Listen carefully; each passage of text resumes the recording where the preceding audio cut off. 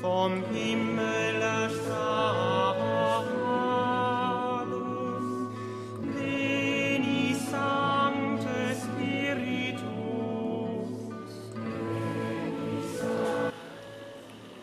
Lors de la veillée pascale, on a pu lire cet extrait du livre d'Isaïe. Ainsi parle le Seigneur. Vous tous qui avez soif, venez, voici de l'eau.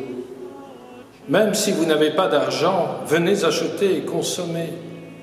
Venez acheter du vin et du lait sans argent, sans rien payer. Pourquoi dépenser votre argent pour ce qui ne nourrit pas, vous fatiguez pour ce qui ne rassasie pas? Écoutez-moi bien, et vous mangerez de bonnes choses. Vous vous régalerez de viande savoureuse. Prêtez l'oreille, venez à moi, écoutez, et vous vivrez. Dans ce passage du livre d'Isaïe, il y est indiqué la gratuité du don de Dieu. Dieu donne gratuitement, il ne faut rien payer. Alors pourquoi sommes-nous si rébarbatifs à venir à l'appel du Seigneur, à venir consommer? Dans le récit de la multiplication des pains en Saint Jean, Jésus met à l'épreuve ses disciples. Voyant la foule venir à lui, Jésus demande à Philippe « Où pourrions-nous acheter du pain pour qu'ils aient à manger ?» Il met à l'épreuve son disciple qui lui répond « Le salaire de 200 journées ne suffirait pas pour que chacun reçoive un peu de pain. » Ici, Jésus veut sans doute montrer non seulement la gratuité du don, mais aussi la surabondance. Dans ces récits de multiplication de nourriture, non seulement chacun mange à sa faim, mais le reste de nourriture est abondant et n'est pas gaspillé. Les différents miracles de Jésus vont dans ce sens. Ils manifestent un au-delà du raisonnable. C'est le cas des pêches miraculeuses où la quantité de poissons est toujours impressionnante. La parabole du semeur met en scène un homme qui sème à tout vent. Il n'est pas radin.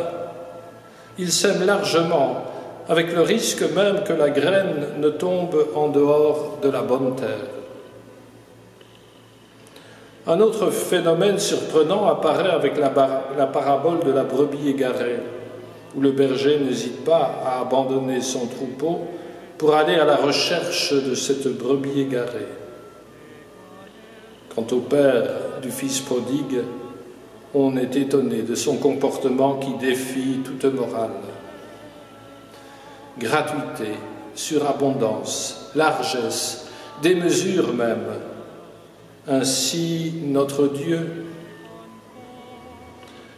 Alors pourquoi avons-nous tant de mal à nous fier à lui?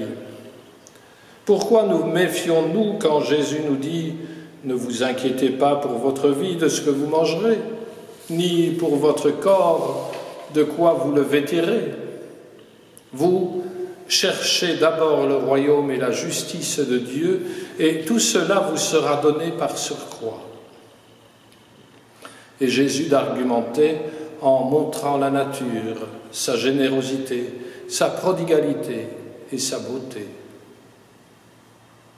Pourtant, aujourd'hui, on a peut-être l'impression que la source est aride, que le don se fait rare, si pas rarissime, qu'il nous faut passer par un désert aride et éprouvant. Mais avons-nous soif? Avons-nous réellement soif? Et si oui, de quoi avons-nous soif? Ce temps de pandémie est en train de nous réveiller. Non, nous ne sommes pas les maîtres aux reins solides comme du marbre. Oui, nous sommes des êtres pauvres et fragiles. Nous avions construit une société apparemment sans faille, mais nous nous sommes fait illusion. Nous avons rêvé pendant quelques années et nous nous sommes laissés bercer dans une apparente facilité, où tout nous est offert sur un plateau d'argent.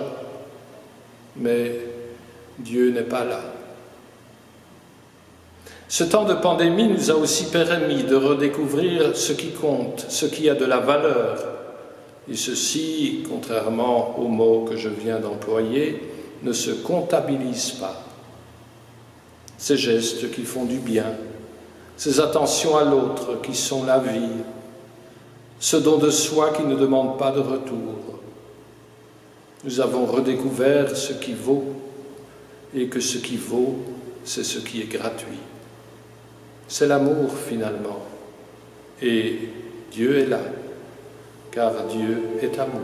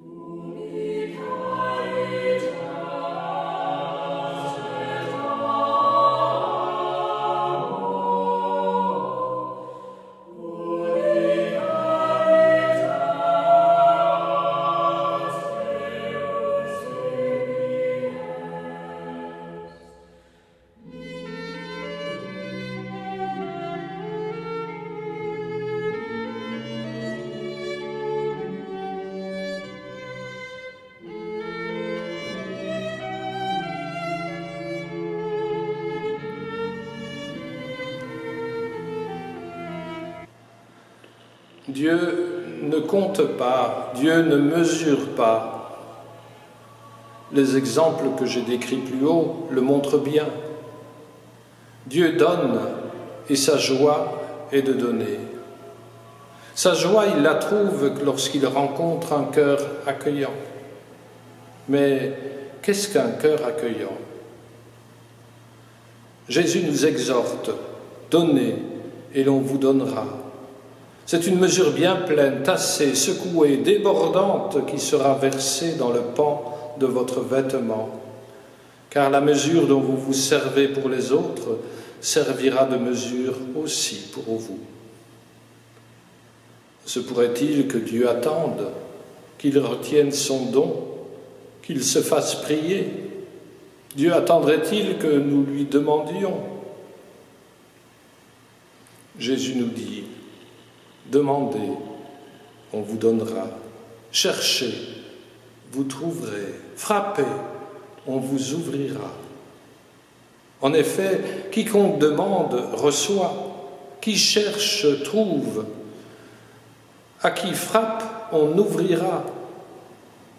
Quel père parmi vous, quand son fils lui demande un poisson, lui donnera un serpent au lieu du poisson, ou lui donnera un scorpion quand il demande un œuf? Si donc vous qui êtes mauvais, vous savez donner de bonnes choses à vos enfants, combien plus, le Père du ciel donnera-t-il l'Esprit Saint à ceux qui le lui demandent. Et dernièrement, nous avons entendu ces paroles de Jésus, paroles étonnantes.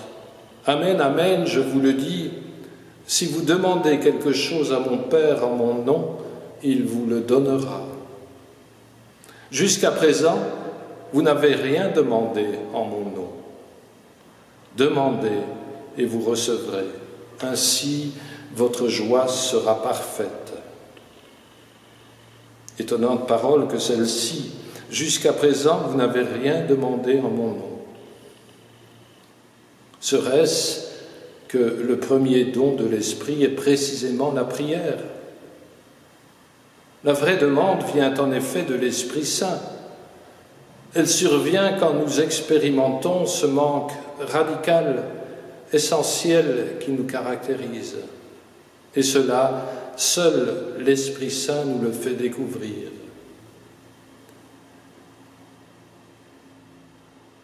Il est ce manque, ce que Jésus est venu expérimenter lui-même en son humanité, comme transposition de sa condition de Fils, se recevant entièrement du Père, vivant du Père. Le Fils n'est qu'accueil, réception. Il n'est rien par lui-même. Il est creusé, capacité à recevoir. La voilà, la vraie soif. Elle trouve son aboutissement, son accomplissement au moment de la croix, totalement dépouillée, au seuil de l'anéantissement, devenu rien. Jésus-Christ a soif. J'ai soif. C'est le cri du Fils. C'est le cri de Jésus, éprouvé tout au long de sa vie. J'ai soif de Dieu, j'ai soif de mon Père, j'ai soif de son amour. Premier moment, aussitôt comblé, mort et résurrection. Seigneur Jésus, creuse en nous cette soif filiale qui est le fondement de notre vie en vérité. Creuse en nous ce désir du Père et de sa connaissance. Établis-nous dans cette relation intime où nous recevons tout de lui dans la confiance.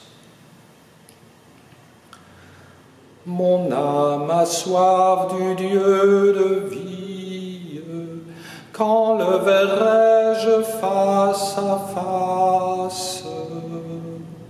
Mon âme a soif du Dieu de vie, quand le verrai-je face à face?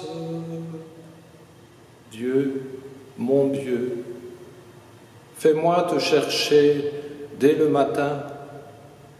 Mon âme a soif de toi, ma chair languit de toi.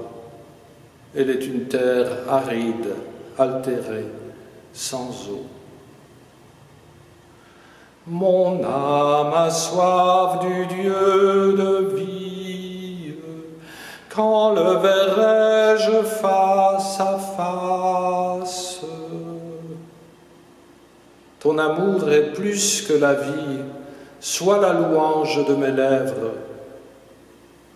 Toute ma vie pour te bénir, lever les mains et invoquer ton nom. Mon âme a soif du Dieu de vie, quand le verrai-je face à face? Comme par un festin, je serai rassasié. La joie sur les lèvres, je dirai ta louange. Oui, tu es venu à mon secours. Je crie de joie à l'ombre de tes ailes. Mon âme s'attache à toi, ta main droite me soutient. Mon âme a soif du Dieu de vie, quand le verrai-je face à face? Père, gloire au Fils, gloire au Saint-Esprit, gloire à la Trinité Sainte, un seul Dieu, pour les siècles des siècles. Amen. Mon âme a soif du Dieu de vie, quand le verrai-je face à face?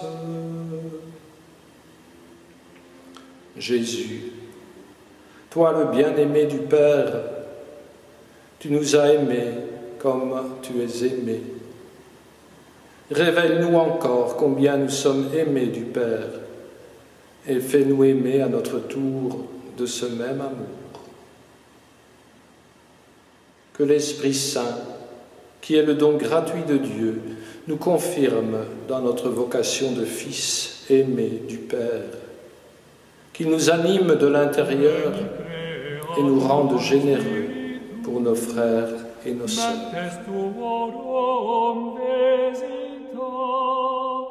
Impleso per la gratia, que tu creasti pectora.